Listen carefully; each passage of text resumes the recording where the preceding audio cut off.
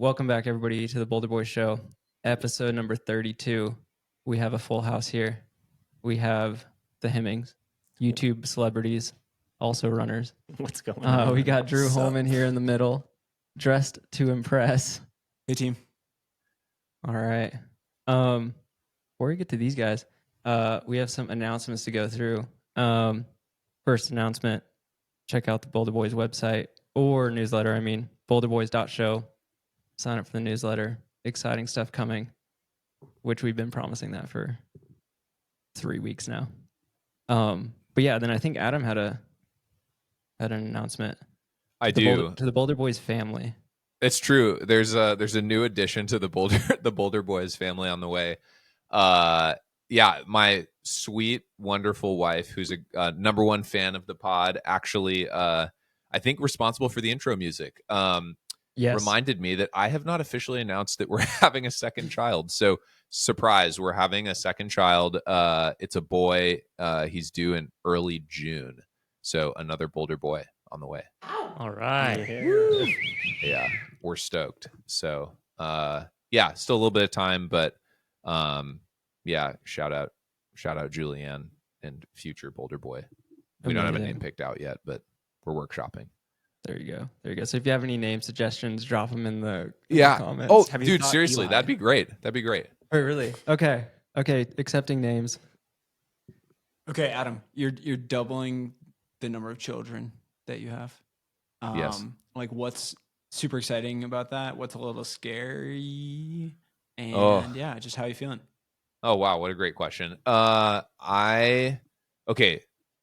It's exciting because for many reasons. Number one, like, dude, having kids is really cool, and it's really special, like, to get to experience them and become a child again and see the world through like a child's eyes. So that's cool to get to do it again. It's also super exciting because Arthur will have someone to share his childhood experience with as like a sibling. Both Jay and I have had siblings growing up, and so like that was a really formative, special experience for us, and so we wanted to give that to Arthur, and so that'll be fun to watch him engage with his brother. I had a sister growing up, so two boys, especially Arthur's like so active, like he's bouncing, or he runs back and forth in the house, so like I feel like it could just be like Tasmanian devil energy in our house, but I'm really looking forward to seeing how they interact and stuff. So that's something I'm looking forward to. Dude, to be honest, like the one thing that's a little bit intimidating is like, oh my God, dude, like I feel like we just like pulled through like a pretty hard part of like being a parent, which is like having a newborn and diapers and like all that stuff. And then now we get to do it again, you know? So, but I think we have our systems like pre-dialed now. And so I think we're up to the challenge, but it is going to be an exciting time. I'd never like expected that I would be a dad of two boys, but here I am. It's going to be a wild adventure. Well, we're super excited for you too, and really no one better in the world to raise two young boys. And yeah, we're just super excited for you. Thanks, dude. I can't wait for you guys to get to meet him. It's gonna be fun. Yeah, we're excited. All right. Do the Hemmings. What are y'all doing here? Yeah, what are you doing here? I'm just trying to get on the pod, man. Yeah. You dropped his name too many times that, you know. That's true. Yeah. I'm pretty sure, like, I listened to the pod, and I'm pretty sure I've been named at, like, at least probably everyone 25, 26 of the 32. Yeah. And then I think the other times you're just like, the OCC champion uses the lever. Oh, yeah. Okay. You had to drop the OCC champion. It's true. Oh, dude. At least he hasn't brought up Big Alta yet. Oh, shit. Okay, wait. Have you guys talked since No, Big Alta? We have not talked about Big Alta. No, the funny thing, I signed up for it this morning, so I'm going back. You're going back. Don't get whopped. Well, that was what I was most afraid of. I like looked through the entrance list and I was like, oh sweet, Eli's not in it, so I'm signing up. Not I yet, haven't dude. registered him yet. Oh, you definitely should. We should have a little rematch. I can't promise I'll probably be in about the same shape as I was last year. So yeah, it'll be a good time, man. So you should consider it. I will. It depends on how I recover from Black Canyon. Oh yeah. Oh, you'll be Dude. fine. Yeah, I don't know, Who knows? dude. But, You'll like, have, that's like, over going a in the month. unknown there. Yeah, well, that's true. But yeah. So what's new? What's new with you guys? Well, we're just like escaping the cold at home. It was like the coldest part of the state, so -47. So we Are you Yeah. serious? yeah, no, it was balls cold. Yeah. Balls cold. Which doesn't make a lot of sense because balls aren't that cold, but yeah. So we were. This is why we have the Hemmings on the podcast. That's right. But we didn't want to like lose more brain cells on the treadmill because we don't have like a lot to give. We make one functioning adult here, so yeah, we decided to come down to the warmer climate. Which is funny because it's still really cold here.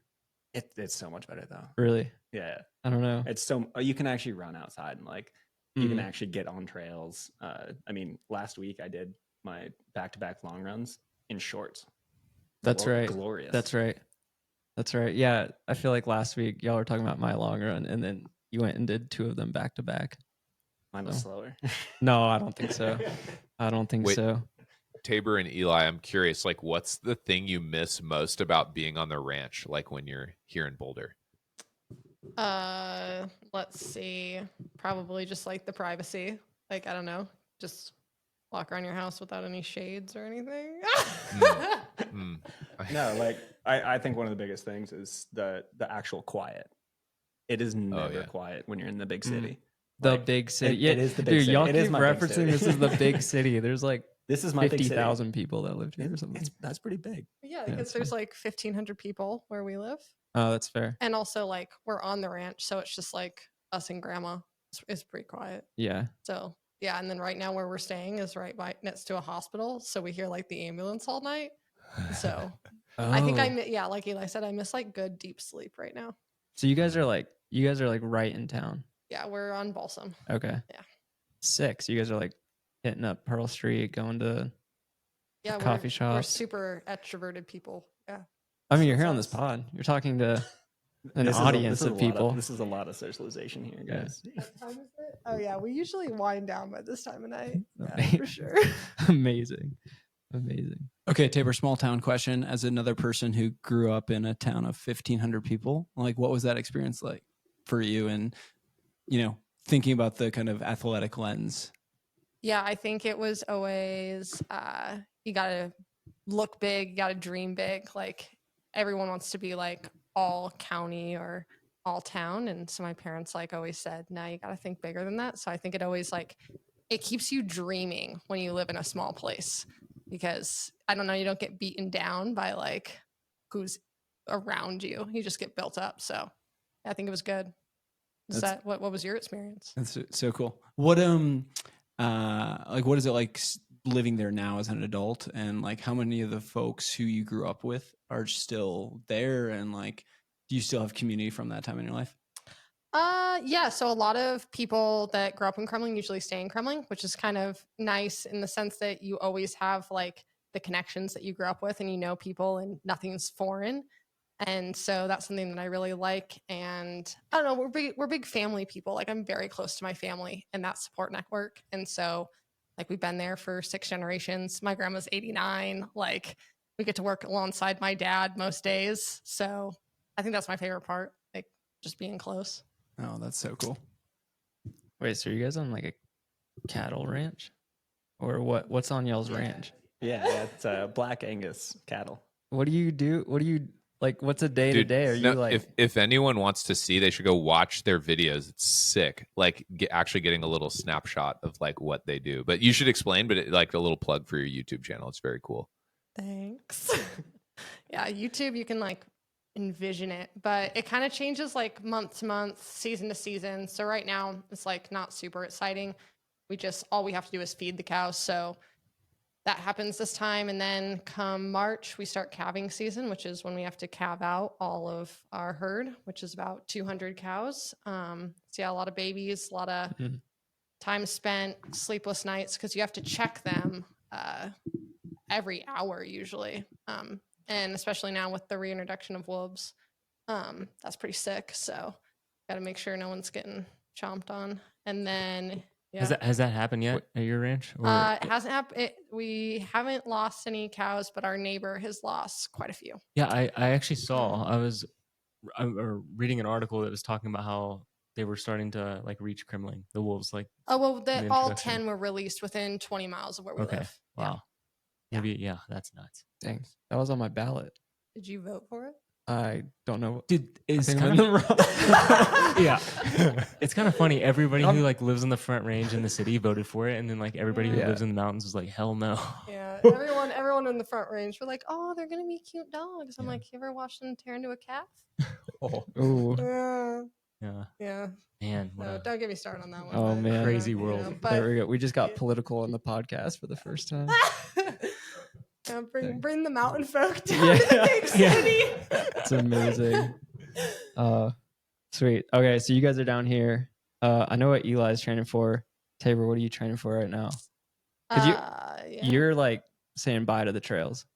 No, just No. like a temporary like intermission from the trails until Broken Arrow comes in, and then I'll get back into it because it's really cool, Broken Arrow. But yeah, I'm gonna do Mesa Half Marathon, and then I'm gonna do the USA Half Marathon Champs, and then Boston Marathon. So Sick. kind of Wow. taking these legs for a spin. Gonna get humbled. There you go. Where are the half marathon champs this year? They're in Atlanta. Okay, Ooh, Cool. Yeah, so it's gonna be hilly, which might be good for you. Atlanta's hilly. it's not that hilly. I don't know. the Everybody trials says were Atlanta's nuts. hilly. I mean, for road running, it's pretty hilly. Yeah, there's a few Yeah, hundred but for feet of road running vert. versus trail running, like it Yeah. doesn't seem very hilly Yeah, now. everything's Now flat. it doesn't feel hilly. Maybe like ask me from college. Yeah. Yeah. No, that's cool. Is prep for this different than trail running? Like you're not just Yeah. I don't know. Do you like it better or is it like I love it. Okay. I like speed work. Yeah, Eli likes to drag me up long climbs in the summer, and that's just not the forte. There might have been some tears. And now if he comes with me, there's tears. So, we get to switch off. but Eli's crying. yeah, for sure. Yeah. He was mentioning this on a run the other day. He was like, man, like, I don't know, I'm not really doing anything impressive. I'm just like trying to hold on to Tabor. The track workouts. No, so like we show up to Niwot track and like you got the OAC, you got the Tin It's a Man. terrible place to work It's out. a terrible place to work out if you want to feel good about yourself. Like Yeah. I can be running like pretty good times for me, and then Mhm. all these people are just like flying by me, like, yeah, cool. Whatever. Drew Hunter said you had the nicest form in Boulder. That is a huge compliment. That's a huge compliment. That's like winning the Olympics, man. Pretty much. Wow. Eli's got it all. I know. Jesus. What the heck, dude? This is Drew being Drew. Oh man. Dude, speaking of Drew Hunter, he Just signed with ASICS. just signed with ASICS. Yeah. Which I feel like this is a good segue because who else signed with ASICS? Tom Evans. Tom Evans. Yeah. Dude, Just announced okay. it. So I guess we're just gonna like hop into this. Former teammate. Oh, yeah. Oh, Yeah. Oh. all right. We can get the Yeah, I noticed Adidas was dropping a lot of people. yeah. What's up with that? Jacob does. Well, yeah. I mean, that would be a contractually obligated to keep us. terrible move to drop Yeah, drop that would be you a to. bad move. Dude, yeah. I guess we can just go right into some contract team swaps. I think the funniest thing out of this whole thing is about a month ago, everybody was posting like stay tuned, big news coming. And then there's like 1 week went by, 2 weeks went by, 3 weeks went by, and it's like, look, we're running for ASICS or something. I don't know, like I just like holding out. Do you guys have any surprises? Like who you thought was were you surprised by any of the transfers? I don't think so. Not any of the transfers. I think the biggest surprise for me was waking up and reading Devin Yanko's post about Lulu dropping her, and like it sounded like she just found out, like just now, like there was no warning or anything. So that's kind of messed up. Yeah. Adam, you sent that over. Did you have any thoughts on that? Wait, did I send this topic No, over? I Oh my think I gosh. did. Oh, you did? Oh, I Yeah. didn't know who sent this over. Yeah, I saw Come it on, this dog. morning. Sorry, I was It working. Matt's our news correspondent. Oh. He is. Grinding on the gram. Yeah, that's right. Yeah. That's me. I'm so bad at Instagram. I am off the gram, but I did right before the pod. My wife Julianne, she's not on Instagram, but she goes on Instagram in the browser. So it's like, sorry, babe, I'm outing you. It's a terrible. I mean, terrible- she likes my posts sometimes, dude. But she showed me this because she was like, you should see this before the pod. And so, dude, yeah, I don't know. The thing about Devin's sponsorship situation, it did make me think like, man, I wonder what like Lulu's broader kind of like plans or investment is in the trail. I didn't read Devin's post, and I'm not sure what their commitment is with like the other Lululemon athletes, but maybe you guys can shed some light. Like, what's the situation? I actually have no clue. Well, yeah. Oh. Who's left being a Lululemon athlete? Yeah. Leah, right? Who? Leah. I hope is so. left. Oh, Um, Leah Yingling? Yeah. Yeah, Is yeah, yeah. Stephanie Flippin still with them? Or like, Who? I'm not sure. Stephanie Flippin. I don't know who that is. Who the flip is that? Come on. Well, Mhm. I don't know like who was like on contract with Lulu and who was on just for like the event that they held. What was it called? Forever. Further. Further, Yeah, but further, like further, they were, forever, they whatever. had all those athletes on like a year or two before the Further project. So Mm. what are we? Are we 2 years after the Further project or No, one? dude, that I was don't a even- year ago. That was less than a It year was ago. Yeah. It was a year ago. Okay, so it's like maybe all of their contracts were like coming up or something, and they only refreshed like some. I don't know, but like it was interesting to see them letting go of like a big name like Devin. I don't know. Yeah. I mean, I read the post. It was kind of interesting. Like, I don't know. Like, it would be a bummer to just get dropped by your sponsor, I guess. But I definitely read it, and it seemed like Devin really, I don't know. Like, I think watching you, Adam and Matt, like after you guys became unsponsored or did a little pseudo retirement from running, you guys like still have like just as much motivation to run and like to compete. And I don't know, some part of me like reading the post was like I don't know, like she almost felt like not being sponsored by Lulu was like the end of her career. I think it may be tough for her because if I'm remembering correctly, she was sponsored for a really long time and then went a year or two without being sponsored and then got the Lulu contract and kind of revived her running career. And you know, I mean, Devin's been in the sport for a pretty long time, so I'm wondering if like this was like not the nail in the coffin, but just like it's like a slap in the face. Like, you know, you get some momentum going again. She had a really good year last year, and then to find out she's not going to be getting to continue her partnership with Lulu this late, like, you know, we're into 2025 now, and it's too late for her to like talk to other companies and stuff. I don't know. Maybe it's just Yeah. like, you know, just kind of hurt. I'm not sure how much of a heads up she had or didn't have. I'd be curious to hear Drew's perspective on this, to be honest, because it does remind me thematically of like a startup risk. It's like Lululemon is very much like an upstart kind of brand in the trail space, and like huge opportunity, potential upside with like joining a nascent kind of emergent team like that. But it's less of a sure thing than signing with someone like Hoka, where it's like they've been in the trail scene for a decade plus, you know. I don't know. Yeah, I would just say that like I don't think anyone is truly like blindsided by being unsponsored. Like if you are at this point in the year and you don't know whether or not you have a sponsorship, I don't think it's like it shouldn't be shocking to you if the relationship does not continue. And so I would just say that to start. Like I think that like it's a pretty good sense whether you have opportunities in the market and whether you're talking to other brands. And so I don't know the context of this at all. And I hope the best for Devin for sure. And she's an incredible voice in our community. And she's somebody who, oh my gosh, sorry guys.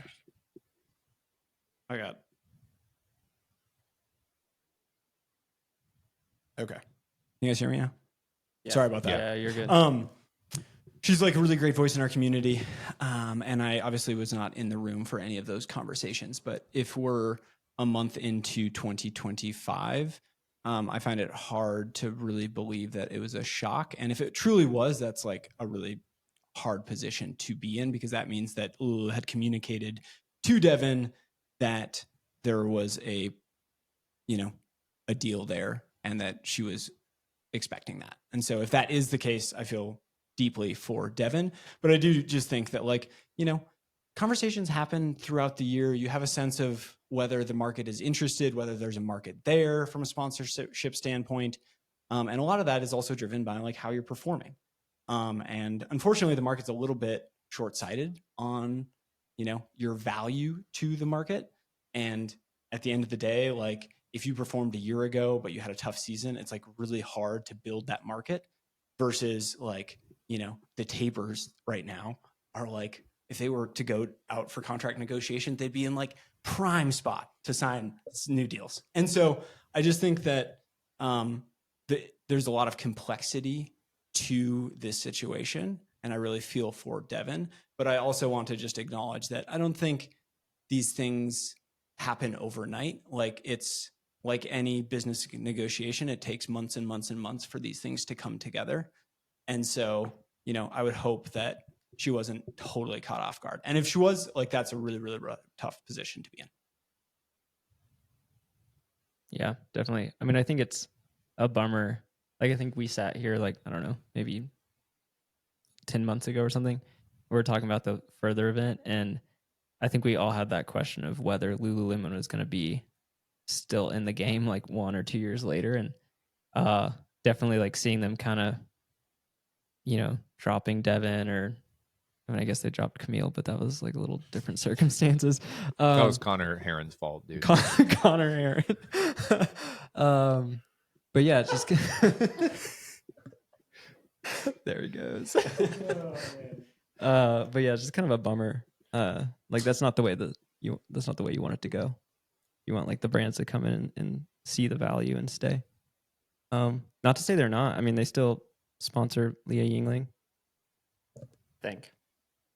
And maybe that's it. Maybe that's it. Quickly in the But for trail, space. yeah, but for Yeah, trail, but the trail space, I just don't there. know Yeah. who else is actually sponsored by them, I don't either. or if they're even continuing like with that. Maybe they're just like, well, we did further. That was fun. Like, Yeah. let's go continue paying our track athletes. Yeah. I want to see what happened to all that data, because they were like collecting data from that further event, right? And they're like, I haven't seen anything about it.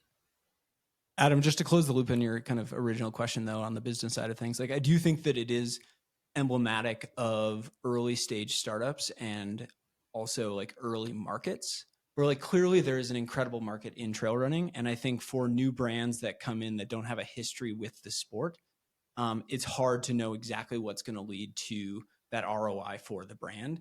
And so it's inevitable that we're going to have these kind of like entrants and exits for different brands as they figure out how they want to show up with this community, how they want to, you know, invest in it and where they want to invest in it. And unfortunately, I think that oftentimes athletes and sponsorships are like athletes are who are going to feel that rise and fall the most, because it's our livelihoods and it's how a lot of folks, you know, define themselves, and their character is tied to these opportunities. And so that's just like the unfortunate side of it, is that we get caught in the crossfires oftentimes. It's very true. Terrifying when you put it like that. Like there could very well become a point where like all the brands are like, yeah, we don't need these pro runners. Oh, I don't think that's ever going to happen. Okay, Like, cool. like just look at like the market is going to like all the numbers around trail running suggest that the market's going to double in the next 5 to 10 years. There's going to be a ton of money being made in trail running. The sport is growing and continues to see more and more folks come in. Like money will be made, and athletes will always be part of that story. And, you know, turns out sports marketing works. Like otherwise there wouldn't be massive deals in tennis and in golf and in every individual, individual sport. And Yeah. so I don't think there's ever a time when athlete contracts in the near future, if everything continues in the way that it is continuing, won't grow. But I do think there's going to be brands who come and go as they try to figure out how they engage with this community. Dude, will you be my agent? Sure. I think I would love to be an agent. Once I'm done running professionally, folks, give me a call. I would love to start, standing up for athletes, being part of that. Like I love the negotiation side of the trail running. And so, yeah. I mean, you just sold it to me, and I'm not even a company, you know? I mean, seriously though, like there's a huge opportunity for athletes in this space, because of the amount of money that is being made and will be made over the next 10 years. So it's an exciting moment for the sport. Yeah. For sure. I think the other transfer, which Eli reminded us of right before we officially recorded, is Fran leaving Nike. And I think having Drew here actually is a brilliant thing for this. You can be coy, it's fine. But I think it was like last week he posted that he was leaving Nike, and he cited an ad that was like, what was the ad It campaign? was the Olympics ad, right? It was the Like, Olympics yeah, ad. It yeah. was It was like not everybody can be winners. yeah, winning's something not for like that. everyone. Winning's not for everybody. Yeah, which I loved that commercial. Okay, but like so I just wanna- yeah, my go for it. my whole thing with this is that is to a T Nike. Like Yeah. you can't be surprised that Nike's like winning is everything, because that has been Nike's thing since day one.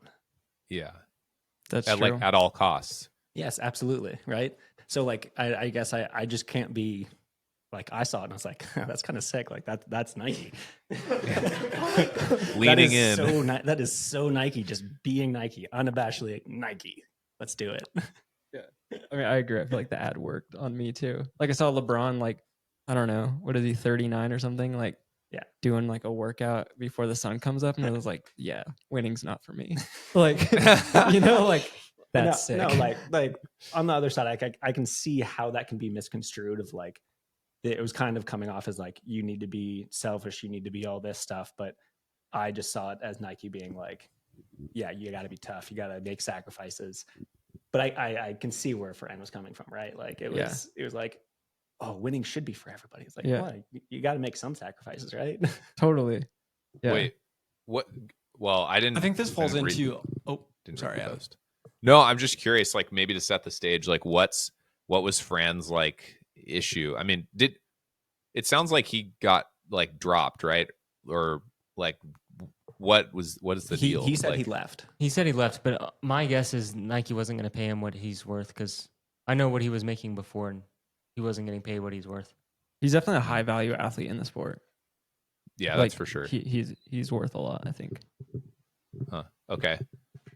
So his problem with Nike was like on a kind of ethical level, Yeah. or Yeah, I Okay. think it was like, I think that one of the first sentences was like, just because just because somebody doesn't like sacrifice in this way, does that mean they're like a bad person or they don't want to win or whatever? And I think, Got it. I guess I could see that ad being portrayed that way. I mean, it was just interesting. Like, I don't know. I didn't see I it don't that know. way. Again, I thought it was cool.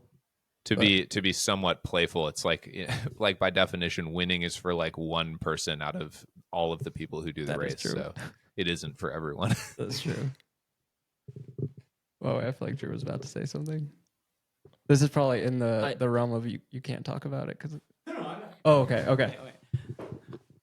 I pulled my headphones out because I am getting just terrible reverb. Oh, And it was no. driving me nuts. So I can't hear what Adam is saying. So I apologize if I'm just like totally off on left field here. No, knock it out. But no, I mean, I think that like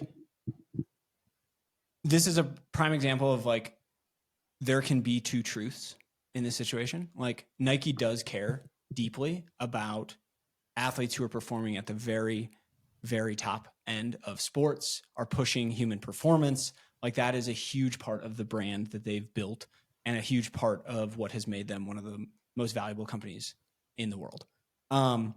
There is also a truth where we can embrace and welcome every single person into the sport of trail running, that people can win in different ways. And the definition of that can be true. And I just think that like the way that Nike Trail is showing up in our sport is very much acknowledging both sides of that. Like if you look at the people that they have sponsored, they are people that are like highly respected in the community. You have Rachel Drake, you have Tyler, you have, Fran, like you have so many folks who are great examples of what it means to care deeply about being competitors and also care deeply about showing up for this community, showing up for folks, no matter where they are in a race.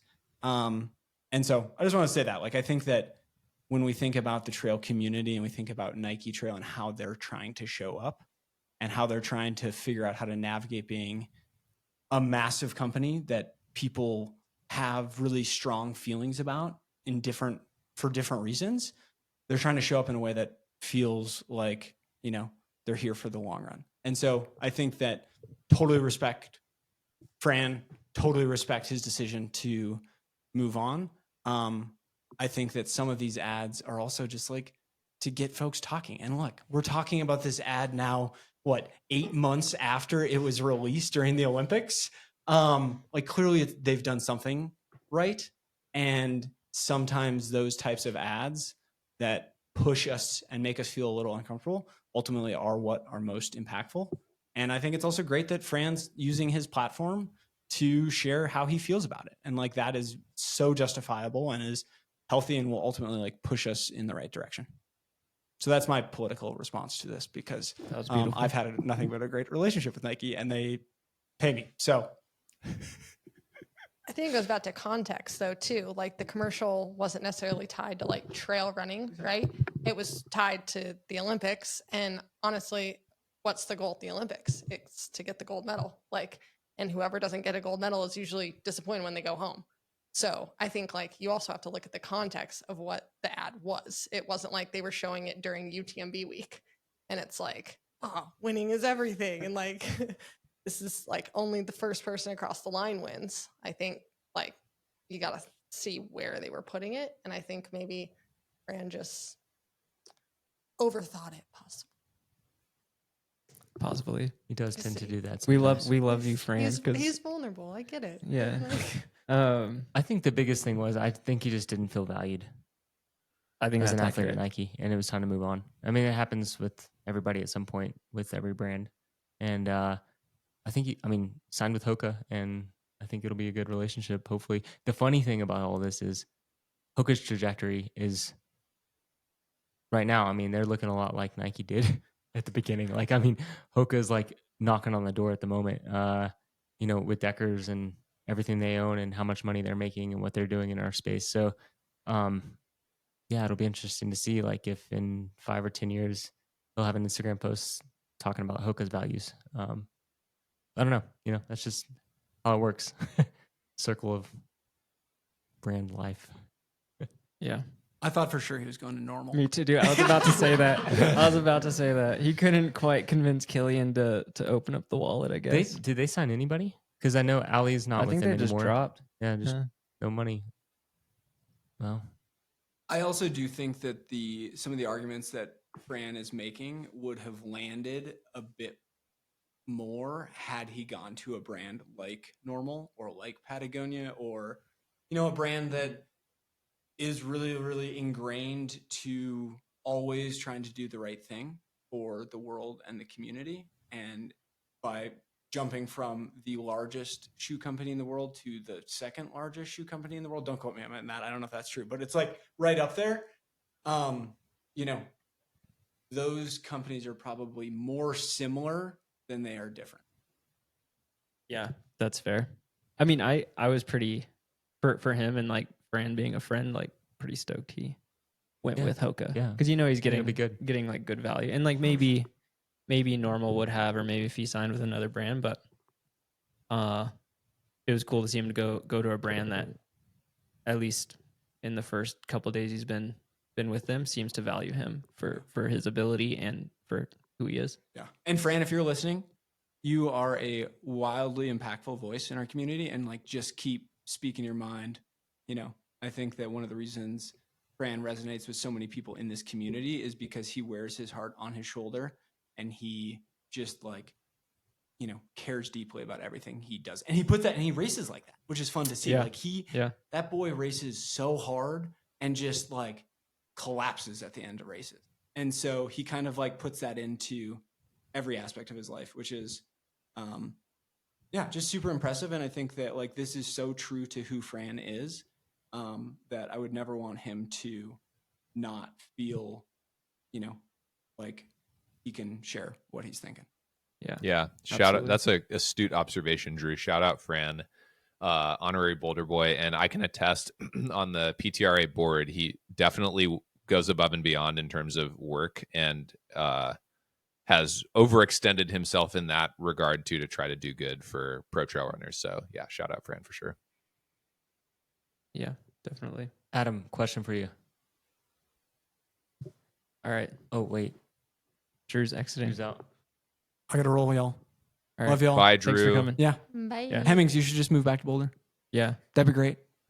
What We'd about- welcome you what about the with open cows? arms. The cows. Think of the cows. The cows can They take can care of graze. themselves. Can't They you can get graze like a here. rover for those cows or something? I don't Yeah. know. Let me crash. Yeah. We'll see you, Drew. Dude. Later, Drew. See you, man. I'll catch you this weekend. Yeah, for sure. All right. He forgot his question- gloves. Question for oh, Drew. okay. Question for you, Adam. Black Yes. Canyon's 100K. Yes. Who do you got? For Eli, Black Canyon 100K? Eli, or I- Seth? Oh gosh, Dude, put me on the spot here. I had to get Yeah. off the contract talk, dude. I was just like fuming. The more we were talking about Nike, the more I was ready to like find a punching bag. And my dog's not happy about it either. You can Yeah. hear him. Well, you know, like Eli, no offense, just to stir the pot. I got to go with Seth. He's on some crazy Yeah, he's your fitness boy. right now. Yeah. He is a founding Boulder boy, and I think it would be a great story, for him to like unseat the OCC champ, That and would be a like great story. leave you in the dust. I Yeah. feel like That would yeah, be that'd a be my really pick. good storyline. Yeah, well, so Yeah. here's Yeah, the we thing, can like, write it up. I'm pretty famous for walking at like 40K. So, Yeah, I know. Yeah. But to be honest, man, I was right there where you were like probably seeing God, at OCC. I don't know what happened, man, but like I saw your soul come out of your body, and then it opened up when you got out of the woods there, and it just came raging back in, and you just sent it. I was like, it was the weirdest thing I'd ever seen in my life. So I don't know. I remember I ran back to the where we were staying at in Chamonix, Seth, and I was like, I don't think Eli's human being, because like what I That's had witnessed was, dude, you were done, like done. You looked at me. I was like, I can't remember what I said, and you were like, you literally said, "No, I feel terrible. This is it." Like that was your words to me, and I was just like, "What?" Yeah. I said, "Just get to the top. You're better at downhill than any of them." And then, lo and behold, dude, you pulled something out of your ass I'd never seen before. Yeah, you want to know the best part is I don't even remember that. Dude, I was in Wait, such a really? bad place.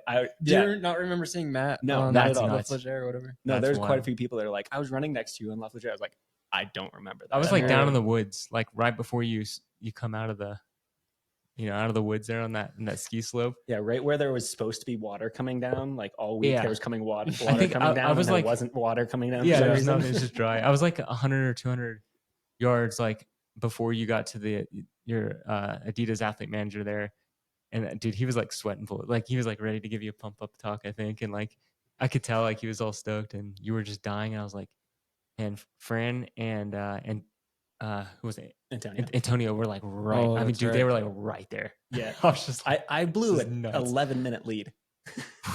Wait. Well, what dude- was the lead when you finished? 3. Jeez, dude. They cut up that. Did much. you? Okay, How so terrifying is that? I was watching it. You were up there. Yeah. I was like watching it from bed because I was supposed to race the next day, and yeah, I just remember being like, we were stoked. We were like, oh yeah, Eli's gonna set the tone. We're gonna go American sweep of everything, which we pseudo did.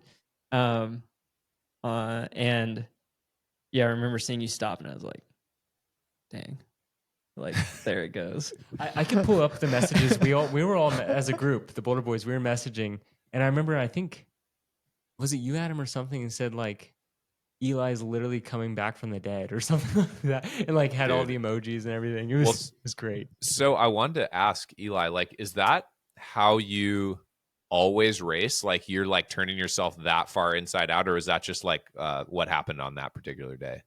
Oh, that was my ego getting the best of me. So I've never ever had a Remy on the rivets, and I had Remy on like I saw like daylight between me and him going up to Col de Bomb. I was Oh, like, Wow. oh, Dude, today's I the forgot. day. I Today's forgot the Remy day. was in that race. Yeah. First of all, there's only a few people in this entire world that can say what you just said.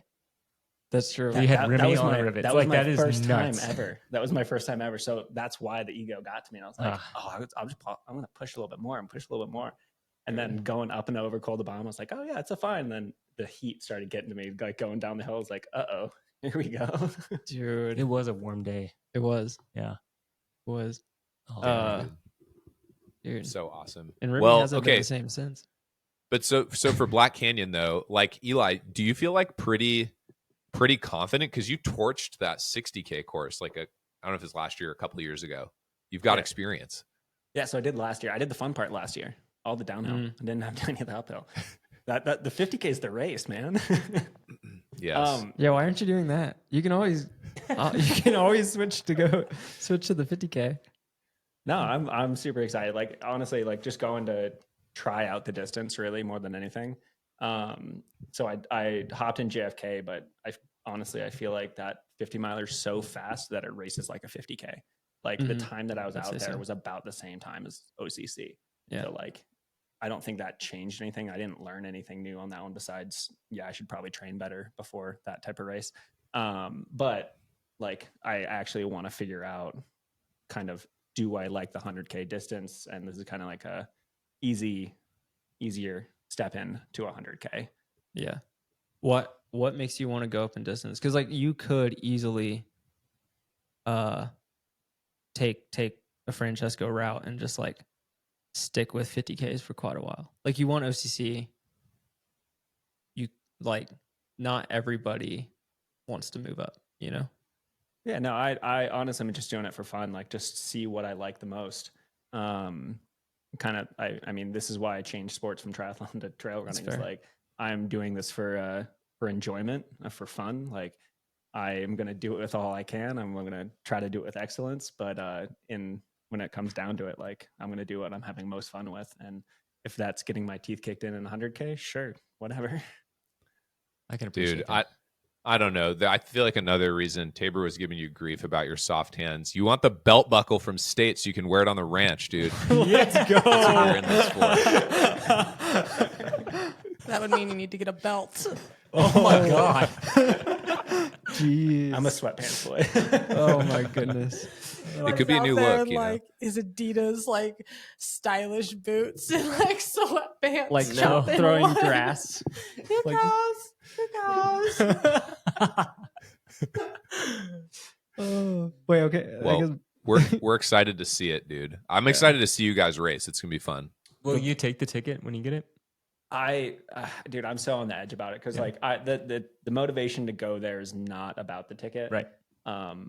But I do know myself, and like I don't know, like I'm not going there for a ticket at all, and like I don't know if I can say no to it if they try to hand me it either, purely because like Western itself, like in a race, doesn't really interest me that much. What interests me is purely the competition, and the only thing is the competition this year is stacked. yeah. And like, so if it's the year, like, I don't know, like, is it the year? But at the same time, I don't want to run 100 miles. I mean, Yeah. That one runs like 100K. So yeah, okay. Perfect. Great.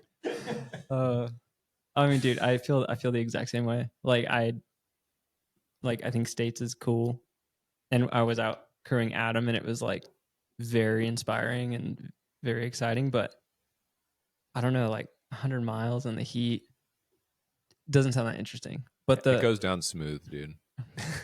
Yeah. So no, I had the opposite experience. I paced Dan Jones, and I was like, dude, I don't want to do this. okay, yeah. See, I didn't pace very far. I was chilling in the car most of the time.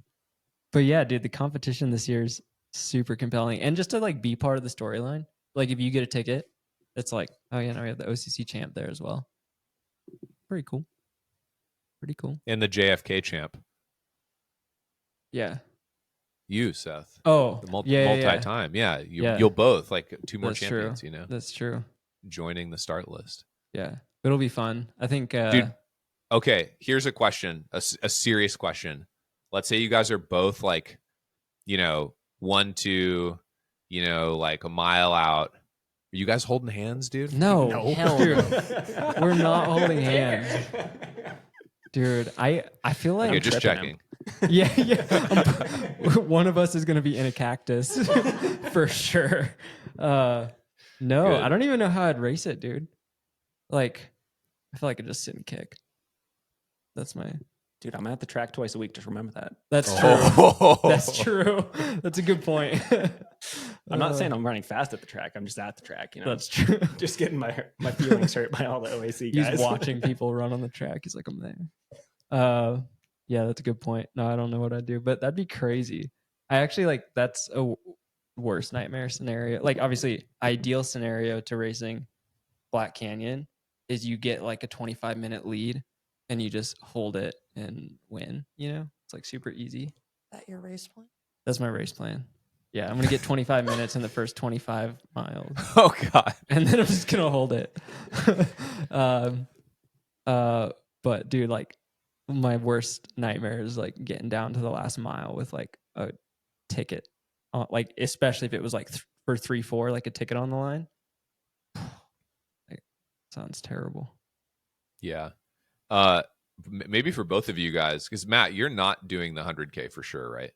Yeah, I'm not doing any of them. I think I may He do pulled some- out. Yeah, I'm gonna probably do some commentary again with Free Trail. Oh really? Okay. Yeah, and then just that's why I signed up for Big Alta. That's gonna be my first race. Oh, of the year, so- okay. I was wondering Yeah. about that. All right. Yeah, all right. yeah. Well, then from Seth and Eli, since you guys are doing the 100K, are you guys both on like this 100 to 120 grams of carbs an hour train? Like, what's your like fueling strategy on this? Dude, All the secrets. Eli's been out here with one bottle and a gel on these 50Ks. Old school, dude. I love that, man. So It can be done at Black Canyon. It can be done. it's been done before. It's been done before. That's what you did, right? Yes, 2 gels and a little bottle in the back. One I bottle. don't trust myself for that one. Yeah. No, I'm going like 90 grams an hour. That's Okay. pretty good. That's like my happy spot. That's good, especially for a race that fast. Like that's kind of my happy Yeah. zone of like I can do that. But like I was kind of being a dumbass at JFK, and I was like Trying to you know, go more. oh yeah. So in like OCC and stuff, like I was able to do more, and like the training leading up to that, I was able to do a lot more than that. OCC, I just didn't want to carry more, honestly. So I ended up Fair. taking about 90 an hour. But JFK, I was like, oh, like I can stop however many times. And Terry will be there holding bottles for me. So I was trying to do like 120, and we all know, like, if you don't know how JFK ended for me, it ended in many, many porta potties and Yeah. all over the trail. Yeah. Much more than 120 grams out. Dude. I was trying to get to race weight during the race. Yeah. It just wasn't working out for me. Like, man, if I just like can shed some pounds, I'll be faster. Tabor, are you pacing? Are you in pacing duties? No, so the Mesa Half Marathon starts an hour before your guys' race. Oh, And so I'm taking the car and I'm going to go race and then run as fast as I can in the half so then I can jump right back in the car to then see him at halfway to crew the rest of the race. Oh Wait, are my you- God, you guys are are crazy. you gonna crew him at? Yeah, Are you at the planning to- halfway. at the halfway at the 50K? I have a backup. Don't worry. Okay. I mean, I don't doubt that she's gonna finish way ahead and like have plenty of time, but Yeah, I should have I don't know. like plenty of time Yeah. unless my half marathon goes really Yeah. poorly. This is nuts. That's awesome. You should That's definitely awesome. pace after crushing the half. Oh yeah, for the last A 10 cool miles down. for Yeah. sure. I'll Yeah, it'd be like a just- good cool down. Yeah. It'll be a long run. If I'm walking Wow. at that point, you can just walk with me. If you're walking, I'm putting you in the car. yeah. Oh, Man. dude, what's that dynamic like? Do you like it when Tabor like crews you? I mean, I've done so few races that actually have crew. So Oh, like, fair. What did I tell you at JFK? You oh were bitching. yeah. So I was like having a terrible time. I was having a little pity party, Mhm. and what it was at like I think it was mile 38 or so. And I come up to her. I'm like, I just like start walking. I'm like, oh, I feel so bad. And she's like, yeah, you know, these things are supposed to be hard. Jeez, Throw it dude. like it is. That's the You kind of You crew you only need. had 12 miles. Like, That's true. come That's on. I mean, less than a half marathon, dude. yeah. Yeah. I just ended up jogging. How long did it take you for those 12 miles? I have no idea. Yeah. I lost like 5 places. So I mean, still a race that many people would love to have, I think. Yeah, you could But- drive. You could drive the course Yeah. like to the finish, and I knew that I just needed to drive to the finish because if I drove along the course and he saw me, he would just stop and get in. And I was like, "You need to finish the 50 miles. We came all the way out here." Well, so here's a story. I did that race during the pandemic, and Adam flew all the way out there to crew me, and I stopped probably is that same aid station, I'm sure. And I just decided to fall asleep and take a nap, and that was my day. Like We went to get hamburgers, dude. we went to get hamburgers. I We just went to dropped do. out right there. Like, That sounded way better than what I did. Yeah. oh man, Dude, I mean, that race. I feel like Meanwhile, Seth's won it twice. yeah. I mean, dude, yeah. Well, the first time I was like in that situation, I was like walking, but I was in the lead, and I was like, I got a honeymoon to pay for, and I like seriously needed that check, and that was the only thing that got me to the finish. So, motivation comes from everywhere, but That was kind of like OCC. You thought about the windows. Yeah, we were trying to build a house. We gave up because it's like impossible to build a house. But do you have like a half a house standing or what? No, we got stuck in the permitting process. It's such Oh. a big deal to get permits. So we were going through all this and like we're like, oh yeah, well, like we can just like get all these permits done and then we can just start building in the fall and it's going to be done by winter. No, you don't do that. No. We also learned that windows were really expensive. So it was like if you win OCC, you can have windows. Yeah. We both told ourselves at the start line, we're like, think about the windows. Yeah. Chris Myers was standing at the top of Col de Bomb and Christian Allen was right behind me. He's like, he has kids to pay for, but you have windows to pay for. Oh my god. Oh my goodness, That's epic. dude. I don't know what we're talking about. Yeah, what else we got? I don't know. I'm also doing 90 Oh. carbs an hour, Oh yeah. but You're doing 90 as well. yeah, I want to do 91. 90. Oh, there we go. That makes There we sense. go. That's there for the edge, though, kick, dude. That is there for the edge. kick. That's, yeah, an extra 1 gram for the kick. Oh. Nice. No, Uh, it'll be good. I think well- we'll end up teaming up and just blocking the trail or something. Sick. We'll have a strategy. Neither you guys can both feel free to pass, but I'm genuinely just curious. Like, do you either of you have a nutrition sponsor or like comfortable sharing what you're going to use? Me and Taylor both just use Precision. You're Nice. sponsored by them. We're working with them right now. Nice. Yeah.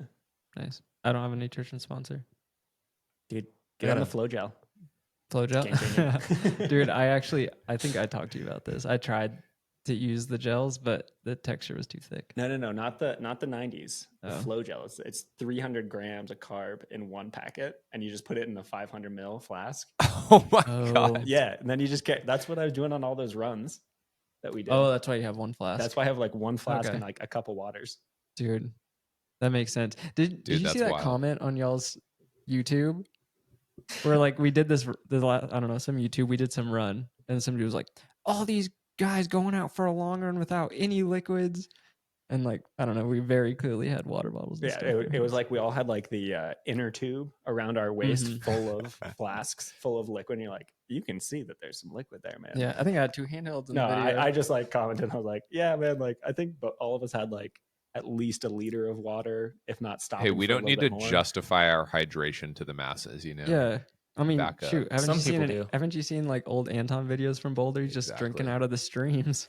The Like, original trail there's runner way. water. He also everywhere. wrote in his log about having Giardia right before Western States. So Yeah, getting race weight. yeah, that's Yeah. right. There Oh, it is. And yeah, well, good luck at Black Canyon to both of you guys. I will be out there cheering along. That'll be sick. Same. Yeah, I'm mostly doing Black Canyon for the pool party afterwards. Oh yeah, Hell pool yeah. party. There's Yeah, I a did. party. Oh, you weren't invited to the party, were you? Oh shoot. Oh shoot. Yeah, Can the Boulder Babe come? yeah. She's been on the For pod. sure. She passes sure. the vibe Which check. you maybe she's the first female in the pod, right? I don't think any of our I think wives so. have been on or anything like that. So No, just in the well, background. congratulations. Yeah, just in the I background. feel honored. Yeah. Do you also listen to the pod? Yeah. I Like, listen to actually? the pod. Yeah. I Oh, listen to thank pod you. more because I listen to podcasts and Eli watches YouTube. That's Oh, fair. well, now we're on YouTube. yeah. No, you can watch them and I can continue to listen. Perfect. Yeah. I was like, I knew where Moy was because I listened to That's- the Santiago That's what he said, one. Wow. Santiago, when you came in. Oh, that's funny.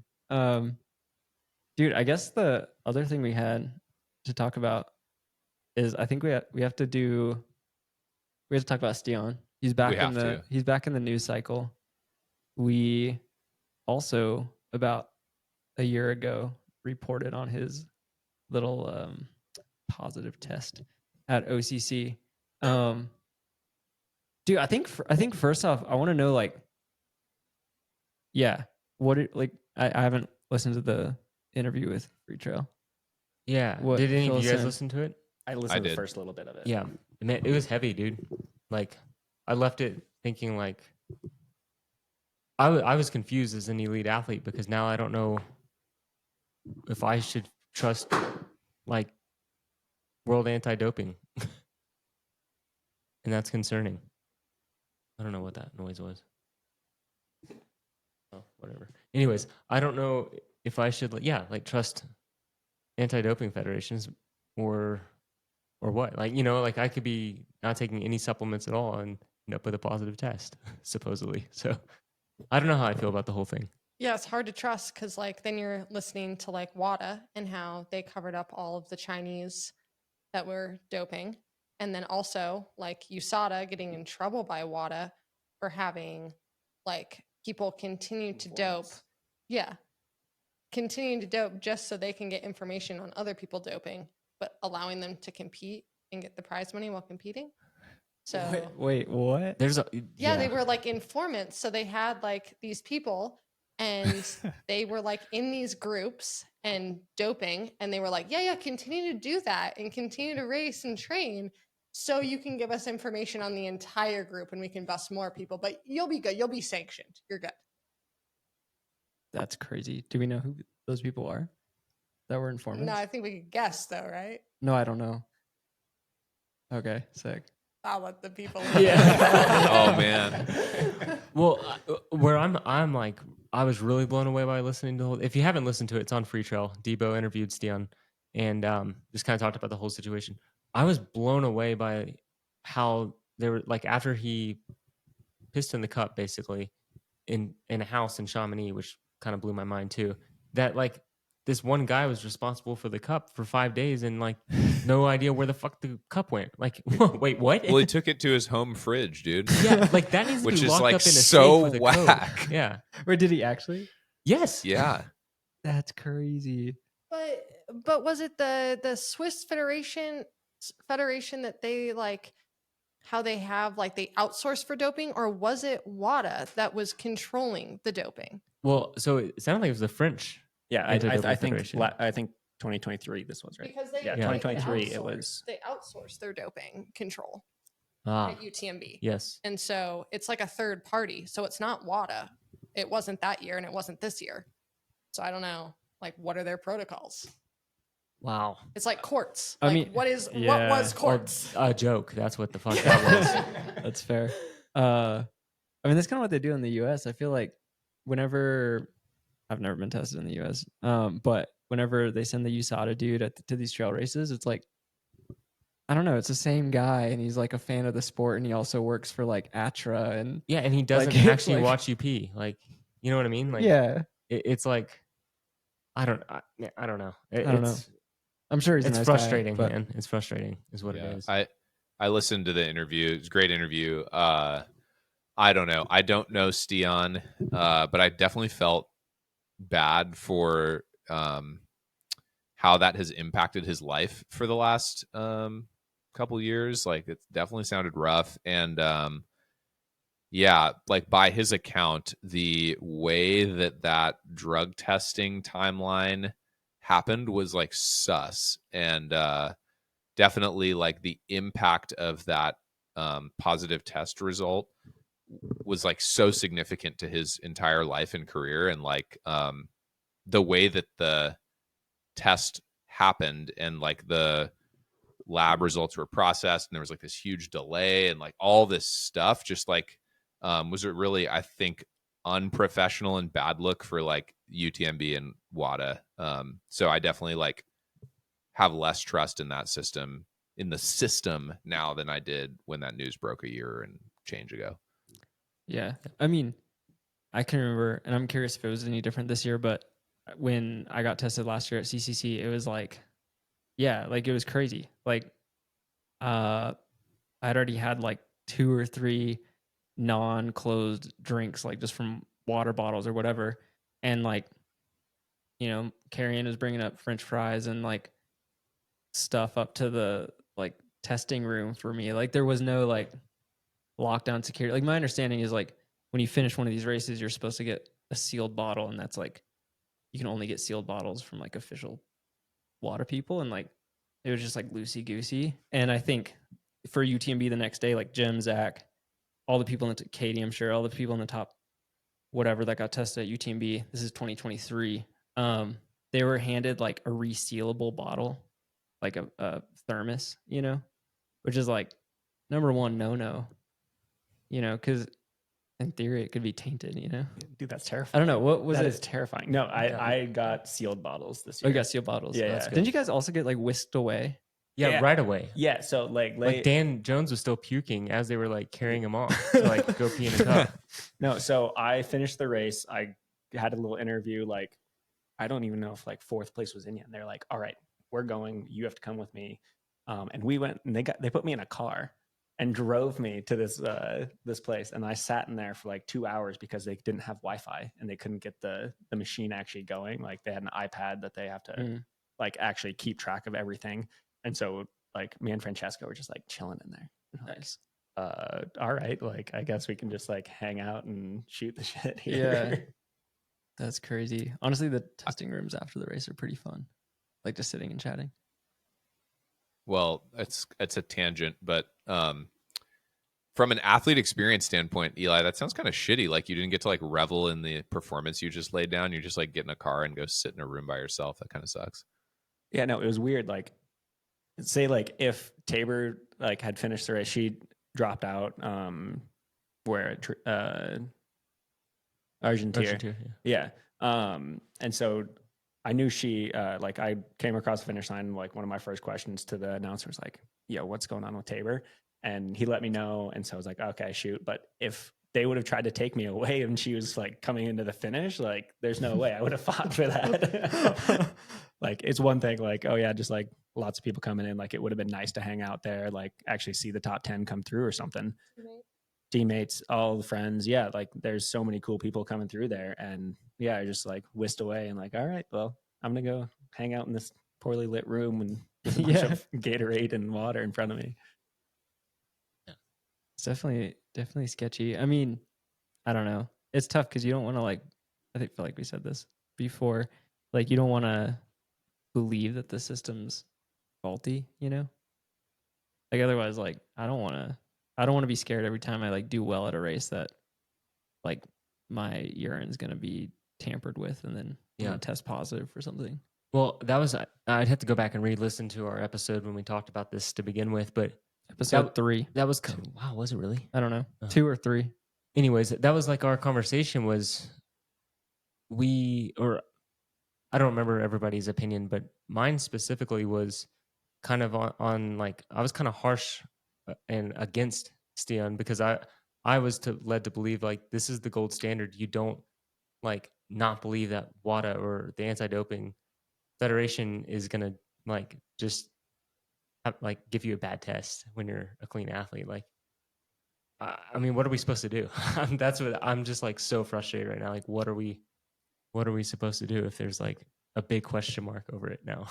Well, it's like Shelby Houlihan. Yeah. Like the huge question mark is like she still says she's innocent and she served a 4-year ban and now she's back. And so Use a bag. Yeah. But like, are we supposed to like, is the community supposed to welcome her? Like same with Stian, are we supposed to welcome him? Is it a black sheep situation? Like sucks. Where do you stand here? Like what do sponsors do? What agents do? What athletes do? Yeah, that's true. I definitely do think it. Oh, go for it, Adam. I was just gonna say it's if that timeline that he laid out is accurate, like that is just so fucked up. Like on the, I don't know if it's WADA or like whoever like UTMB contracted the doping control with, like in 2023, but that's like so unprofessional and suspect. And so like I personally, my opinion, I wouldn't trust that system. That is fucking whack. Number one.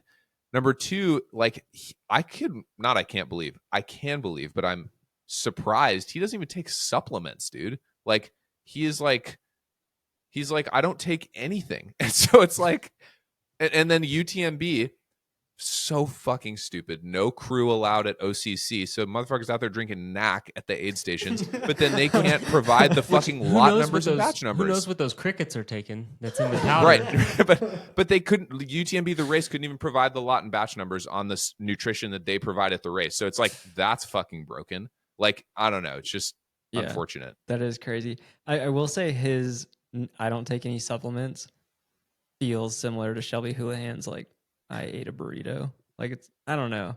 Like not saying either of them necessarily actually did something, but come on. I just feel like you it's a can't tell me flex, you've never man. It's like taken I'm naturally that fucking good. Yeah, like, you can't get tell me fucked, you've you never know? taken like a multivitamin at least once in the build. Like You're come in on. Norway, like vitamin D. He eats the man. rainbow. dude. He Yeah. eats the rainbow.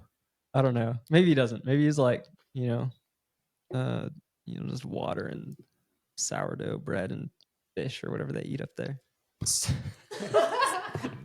No It's the subs, secret to their dude. success. Sourdough bread and fish. I don't know. Yum. Are we talking like pickled herring? Yeah. I don't know what that is. That's cool. You're probably right. Yeah. Yeah. man. So I don't know, but I feel bad for the guy. I mean, if he's clean, like it's hard to come back from something like this. Is he still Well, sponsored? What about? I think he lost his. Yeah, he lost his Okay. sponsorship. Tom Evans has it. What about like? Oh shit! Oh my god! Tom's out there with Oh. his Red Bull hat on, smiling, dude. Oh god! Okay. I was just thinking. Should he have thanked Stian in his post? Yeah. Thank you, Stian, for passing this torch. All right. Matt, what were you gonna say? I mean, I don't know. I don't really have a whole lot more to comment on this other than like, it sounded like Stian like put the bag down to pay for a lot of things to like, basically like see if he really like had that in his system. Like what did he say? He spent like 50,000 euro to go through this whole process and everything. And I was just, all I could think about is like other athletes that may actually be clean that's in a similar situation from like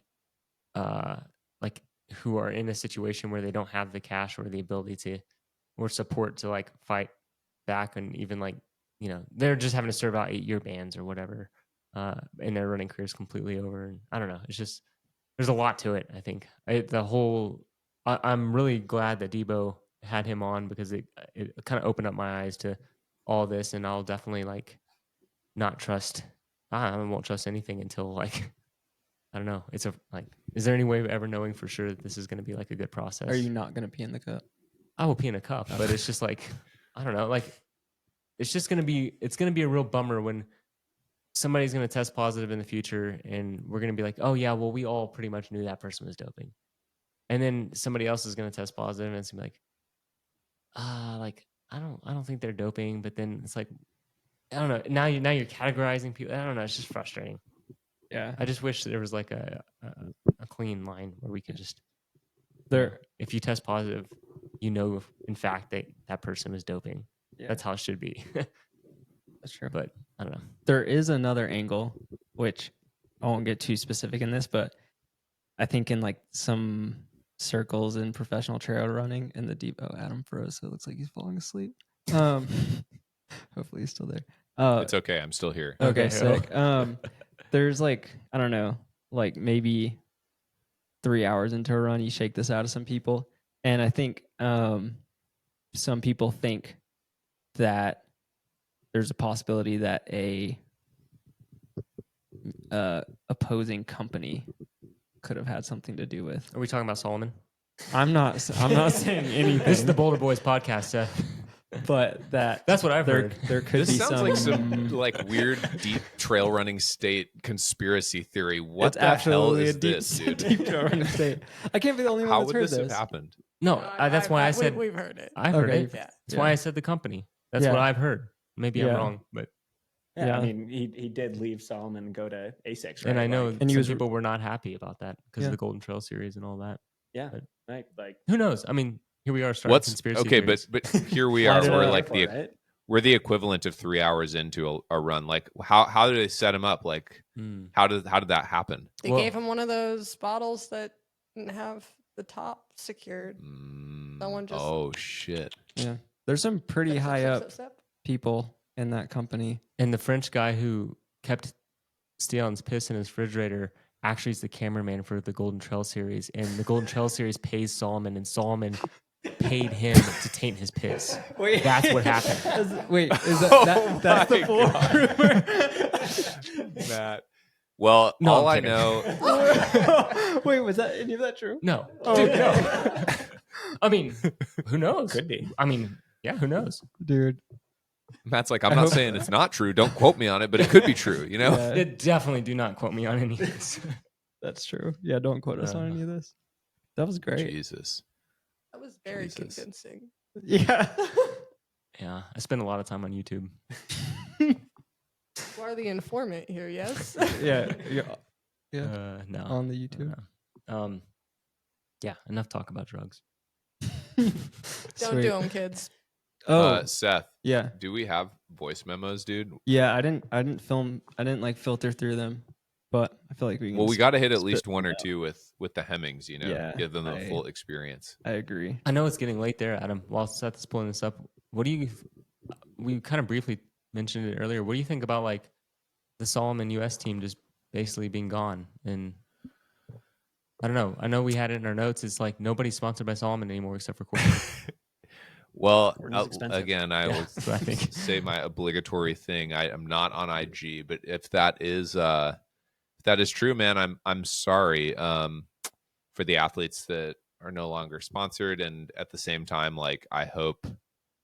I mean, I don't know, dude. Like it was always my perspective, like from the outside, that a lot of those athletes were on like pretty small contracts and like were somewhat undervalued and undertaken care of and not treated in a super professional way. So hopefully like they find a good home somewhere else, but that is a bummer.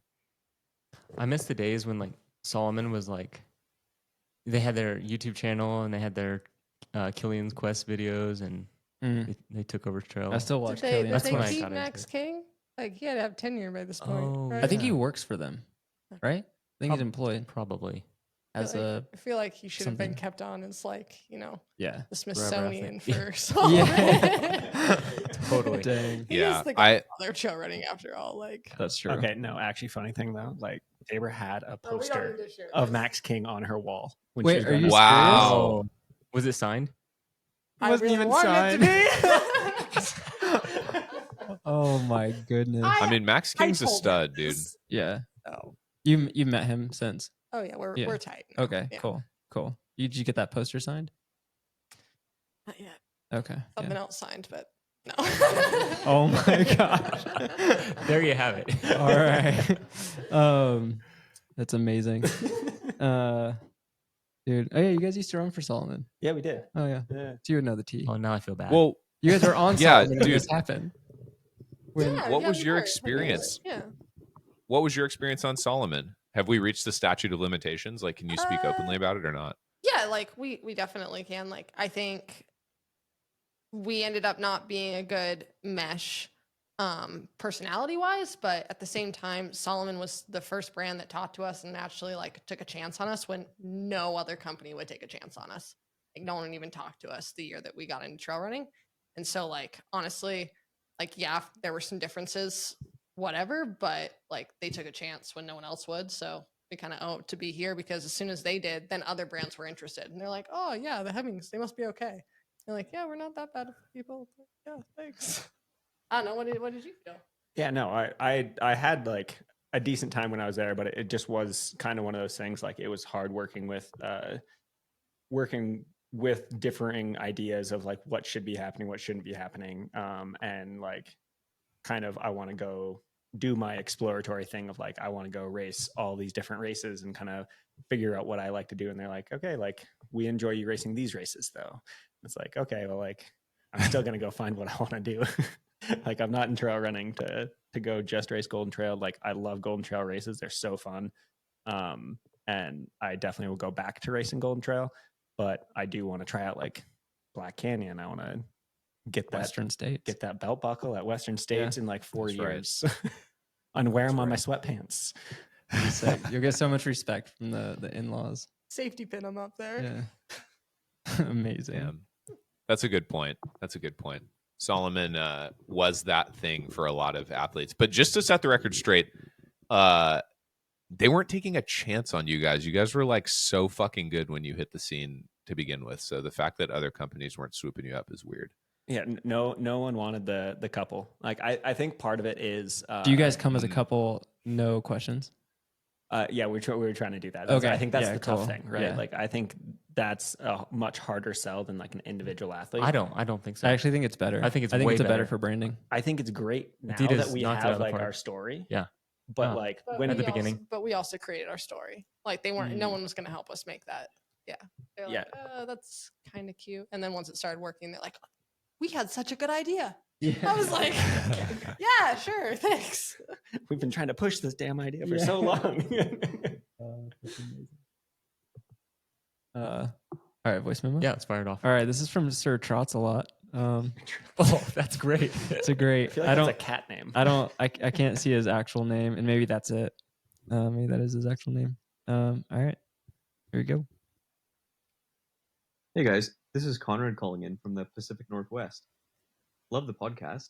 Had a quick question for you with regards to cross training and what you do to cross train, if you do it, and what your preferred method of cross training is, whether it be biking, I know some of you guys are into that, or maybe skiing, seeing a lot of Americans starting to get into that now, or anything else, park trainer, lever movement. Yeah, curious to find out what sort of makeup is of your weekly volume with cross training. If you increase that in the off season and taper down when you come into season, or how you go about incorporating that, if at all, and if you would just prefer to run all the time if you didn't have to cross train. Cheers, thanks guys. Sweet.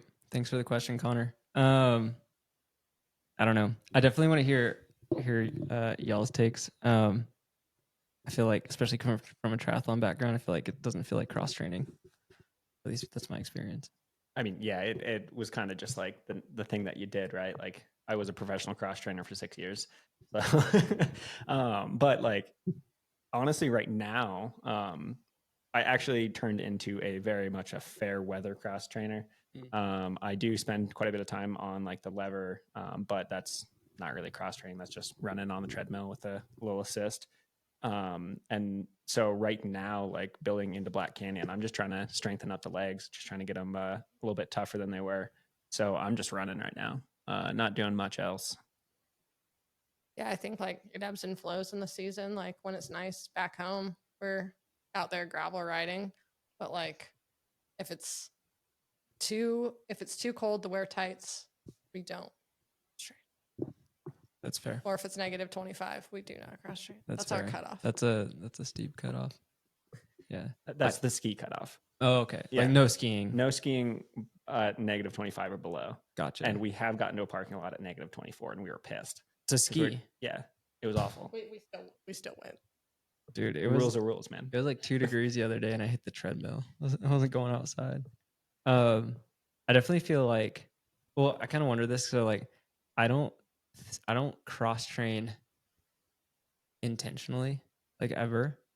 It's always like, I haven't ridden my bike. Like it's been too long. Like I missed my bike. It's sitting there. It's beautiful. And I'm like, I gotta ride that.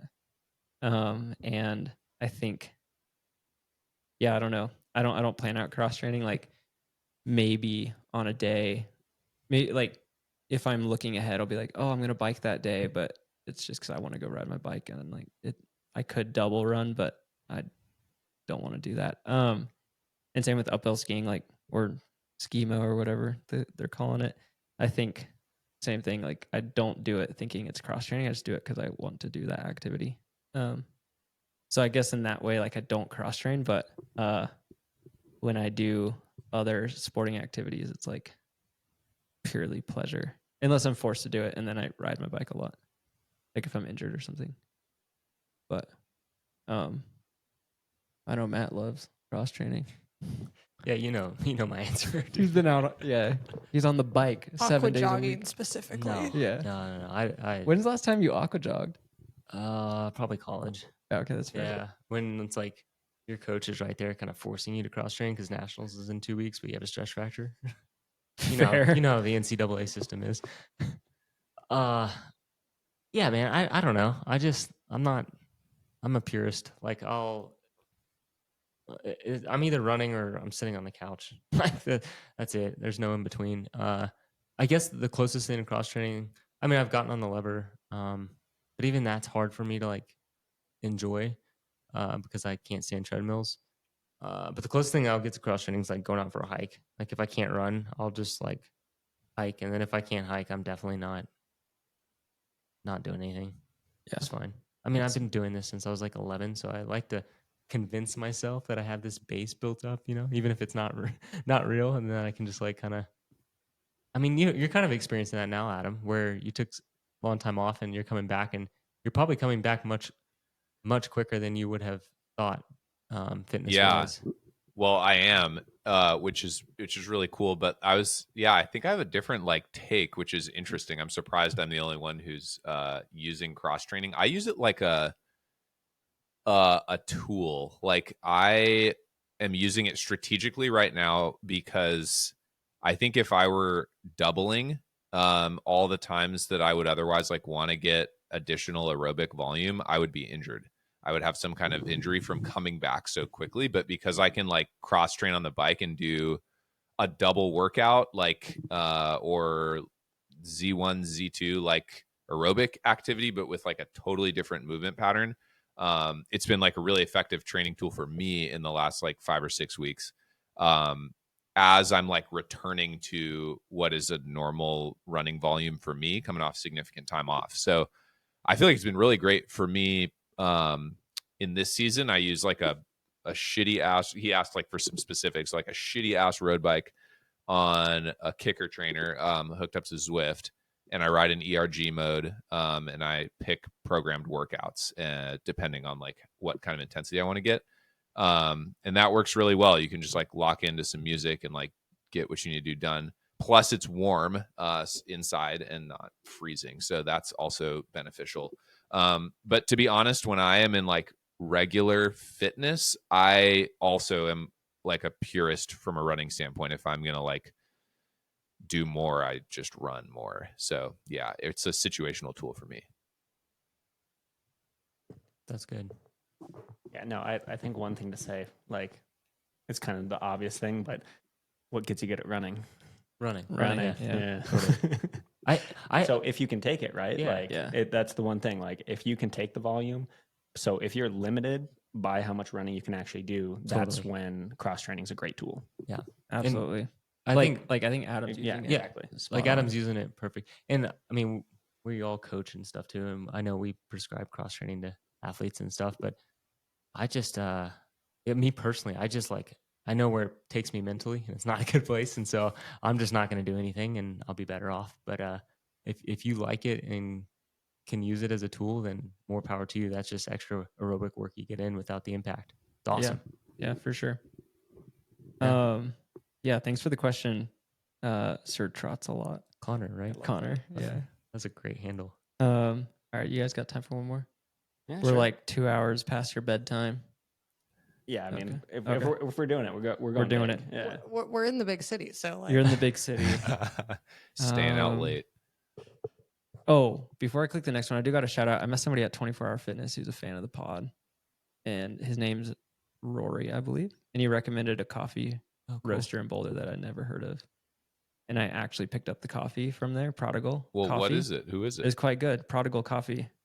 They're like out of a warehouse. I'm honestly gonna tell you, like in Arapahoe, where like there's all those like warehouses and stuff. It was sick. You order online, pick it up. I don't know. So thanks for the rec. I totally forgot. I owe you coffee. You owe me coffee. I do. I owe Seth coffee. We had a bet going. Yeah, we had a bet over the Houston half marathon. Yeah, and Oh, wow. I lost. You lost. Well, like I influenced you, unfortunately. oh wait, Oh. did you? That's okay. So the bet was if Morgan Pearson was going to beat Joe Klecker. Yeah. But then I came and pivoted and said Morgan McDonald was going to beat both of them. Yeah, and I did not think so. I definitely thought Morgan Pearson was going to beat Joe Clacker, Yeah. But I Which he did. which he did. Yeah. So that was the first bad cop. He was like, yeah, that's clear. Yeah. But then Morgan McDonald came out for the win. Lights out. But what I mean, They random crushed. thing, they They didn't do like that amazing, right? Like Yeah. they were going for like 59s and they all ran like right around 61, Yeah. which I know is It's really, very really fast. fast. Yeah. But when you're going out for like a 59 mid to low, 61s feels pretty bad. Yeah. Yeah. I mean, yeah, it was cool. It was tough to turn on. I woke up early. I woke up at like 5:30 in the morning to turn it on, and it was already like Connor Manson, 3 other guys out front. But yeah, you do. I mean, I don't know. You don't owe me a coffee. It's fine. You came on the pod. That counts. You can come up to the coffee shop in Kremmling and we'll get you some Okay. coffee. How about Sick. Sick. Cool. Yeah. Cool. Wait, do you guys have a coffee shop in Kremmling? My parents own and operate one that's 27 years old almost. Good group. And a That's ranch. cool. What's it called? It's called Big Shooter Coffee. Big Oh, I love shooter it. coffee. That's Yeah. sick. It sounds like my kind of place. that? Yeah. So her dad is the big shooter. That's That's his cool. nickname. Everyone calls him Shooter. Like she doesn't call him Dad. She calls him Shooter. Wait, are you serious? No, he That's awesome. doesn't respond to dad. You're like, Dad, Dad, no head turn. You're like, Shooter. He's like, yeah. He's just still in denial. You know, it's fine. That's amazing, He's 60 going on 25, you know, just dude. still hitting on the babes, still very much married. A little inside look to Tabor's life. Yeah. Will Ferrell, but fit. Just that's your picture. Wait, really? Wow. Oh, yeah. He's got it all. We gotta have him on the pod. That would be amazing. Actually, you guys Let's would get Shooter on the canceled. pod. Get Shooter No, on the you're pod. getting canceled then. All right, that's fine. Hey, if we haven't gotten No canceled yet, filter. then oh man, that'd that- be great. That's so funny. All right, yeah, we got to come up for like a training camp. Absolutely. Or just hang out and have not coffee. in winter. Don't do it in No, winter. no, I wouldn't. Midsummer though, awesome training. I don't know how to. Cool. I don't even know how to get there. It's like an 8-hour drive or something. It's like 2.5. Oh, okay, it's pretty far out there though. You just go all the way on I-70, then you turn on Highway 9 towards Steamboat, and boom, you're there. You can't Oh, miss Okay, it. that's You not bad. can't get to I'll Steamboat. head. Maybe I'll go there for a little training camp before I hit Run Rabbit. There That'd you be go. perfect. You can run on the course, stay with us. Run on the course, stay with us. Let's do it. As long as you teach me how to butcher. We're Oh, talking yeah, about that. for sure. We'll have a cow Maybe that's not for accident the- and I'm not then- Seth coming is like anymore. over here trembling. You Uh, lost me. He doesn't want to come shoot gophers, I'm assuming. I heard about that from Chris Myers. Chris loves to come up and shoot Yeah. gophers. Yeah, it's his thing. Do you guys garden? Yeah. I'll we have a tend- I'll huge tend the garden. I can do that. You can manage the cabbage Yeah, with 89-year-old grandma. yeah. out there. Actually, With your big Uh, old Western States guys belt can- buckle. yeah. You can hoe together. Oh my goodness, sounds like a great place to go. All And right. they can sauna. Oh yeah. You can hoe in sauna.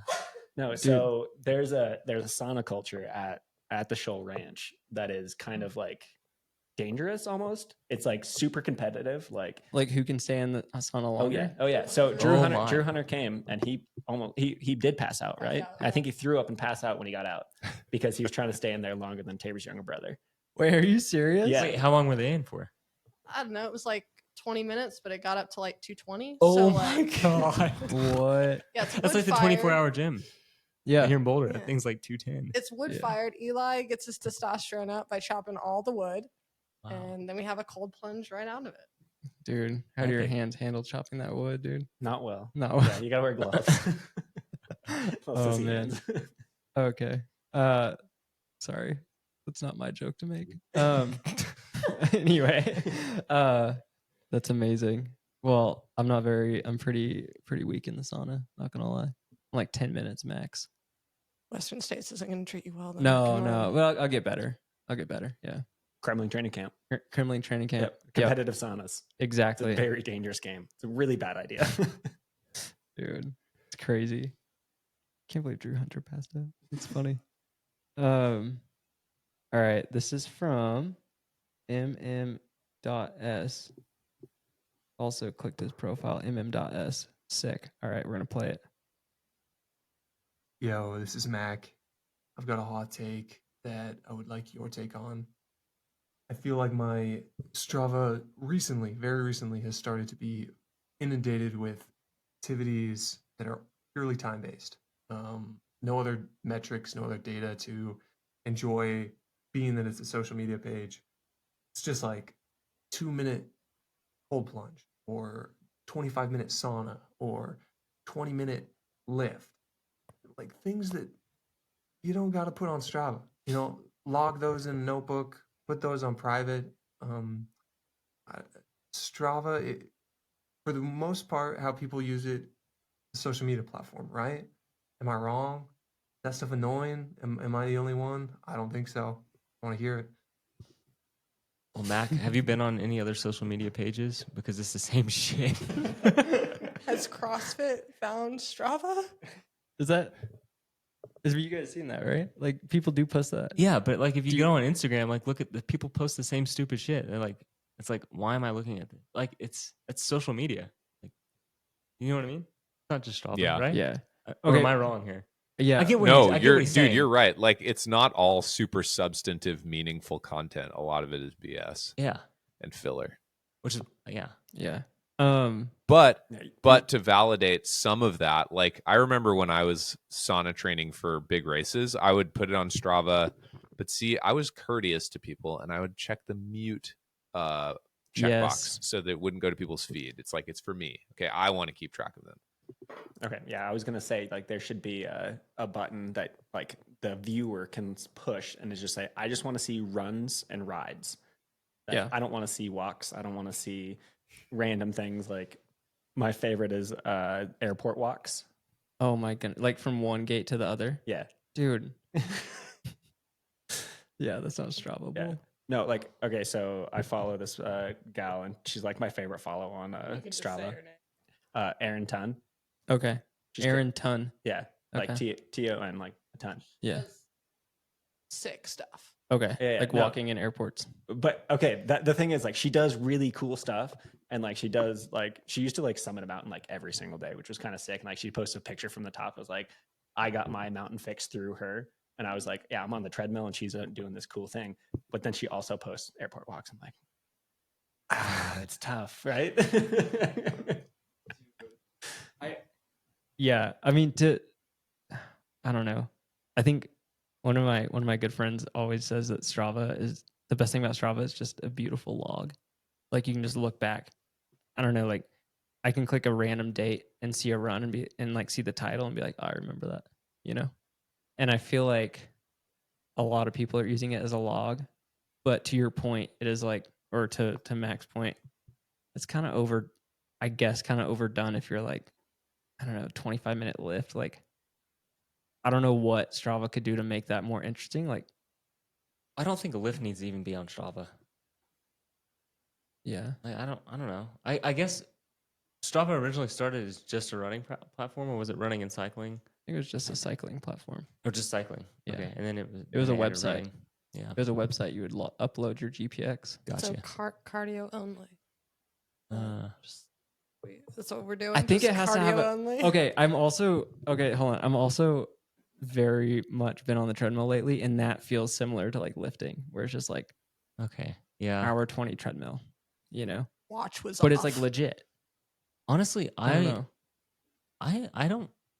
The only thing I look at on Strava is very close friends and training partners, and then the athletes I coach. I will look to read their description of their run and see how different it is of the description they wrote in the log that I use. so different. And so I can actually understand, like, are they putting on a show for people on Strava, or like, are they telling me the truth, or like, you know, they include stuff in Strava that they don't include to me, or vice versa.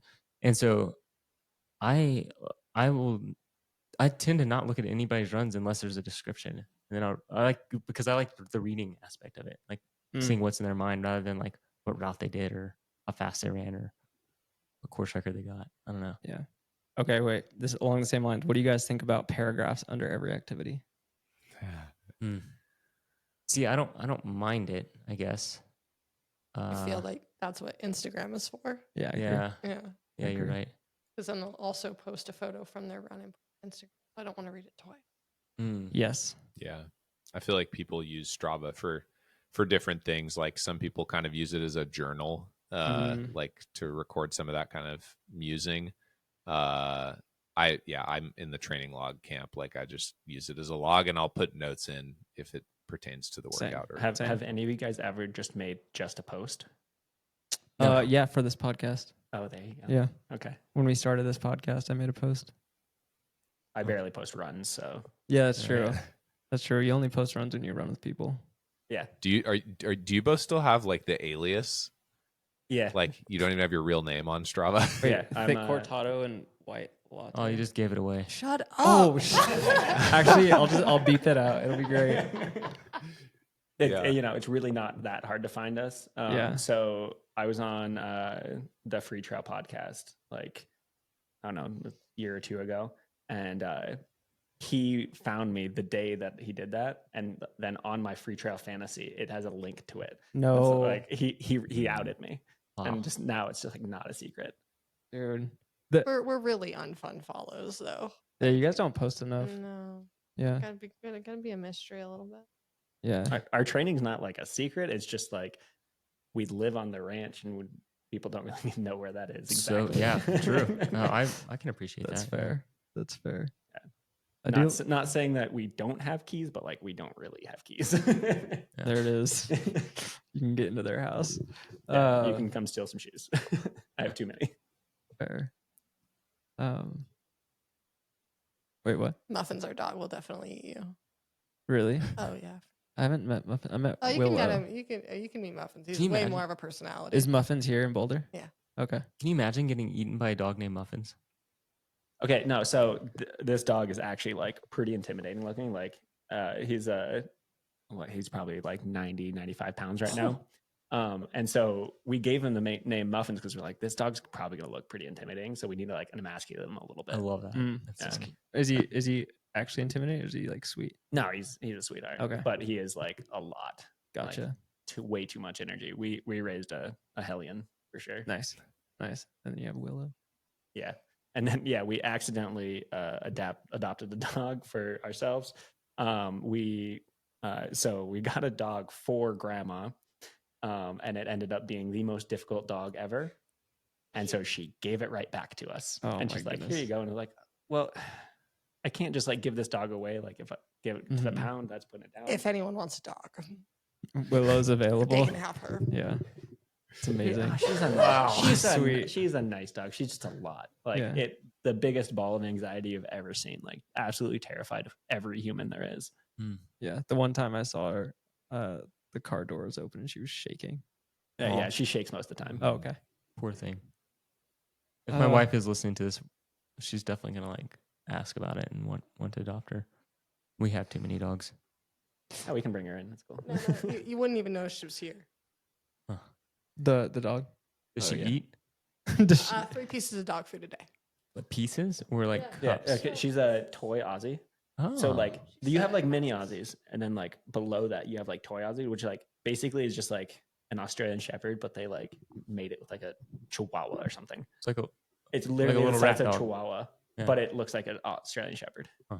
It's adorable. She's adorable, but she's also absolutely awful in the best ways. Like just difficult. it's a good sell. Yeah. Yeah. Wow. All right. Thanks for the question. MM.S. We went on a rampage on that one, didn't we? Yeah. Yeah, we went off a long No, it's ways. great. Tangents are the best. Sweet. I think it's almost time for me to go to sleep. Adam's like baiting. He's like, it's almost Yeah, breakfast dude. time here. It's 10:30. It's past my bedtime, as my son would say, tired.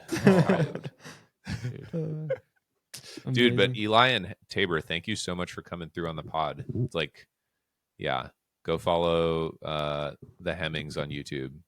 Great Definitely follow them on YouTube. Give them Mm. a subscription. Thanks, guys. Thanks for having us. Yeah.